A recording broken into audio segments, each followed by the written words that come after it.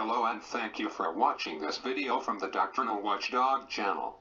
Our channel first broke the story about the absurdity of Ligonier Ministries putting on a conference titled Upholding Christian Ethics at a Pro-LGBT Church, First Baptist Orlando. Ligonier was informed about this, and they refused to cancel, nor have they even made a statement.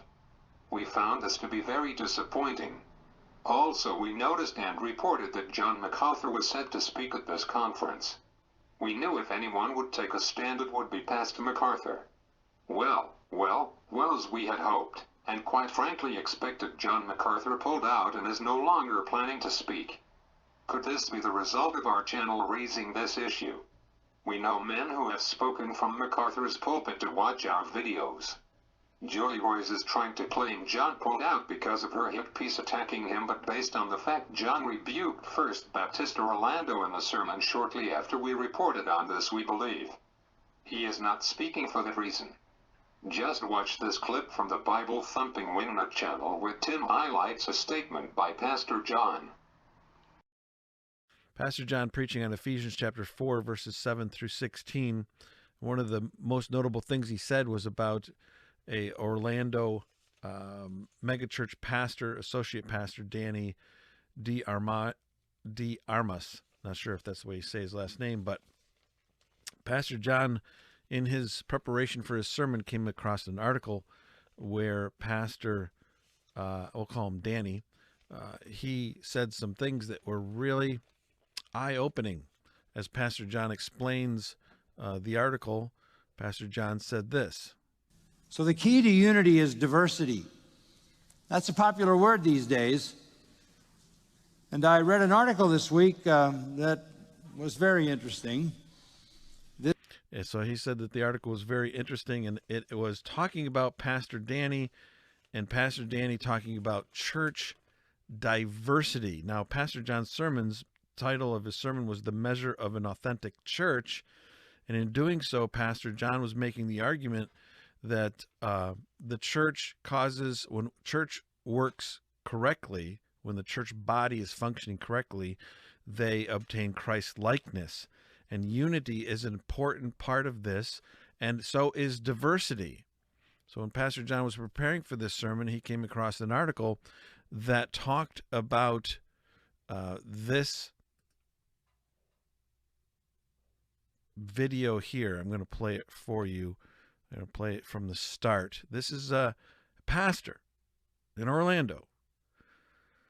First Orlando Church, I believe, is the name of the mega church. And here is what the pastor had to say. And after I play this, I will play you Pastor John's response.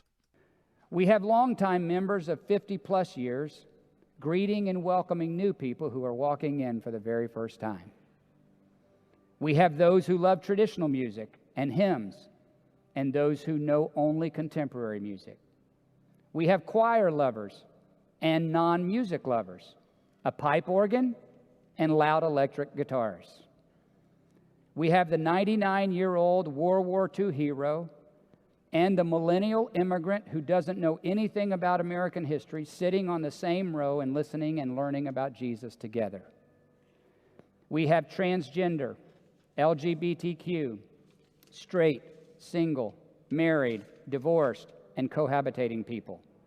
These same people attend, listen, serve, grow, and give. And he's going to continue. We have Democrats, Republicans, independents, and non-registered people. We have documented and undocumented people.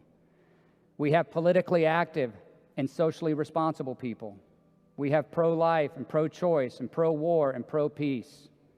We have Support the Blue and Black Lives Matter, sitting together and serving together. We have Trumpers and never Trumpers. We have Biden supporters and Harris supporters. We have the ultra-wealthy and the indigent, sitting together, singing together, and serving together.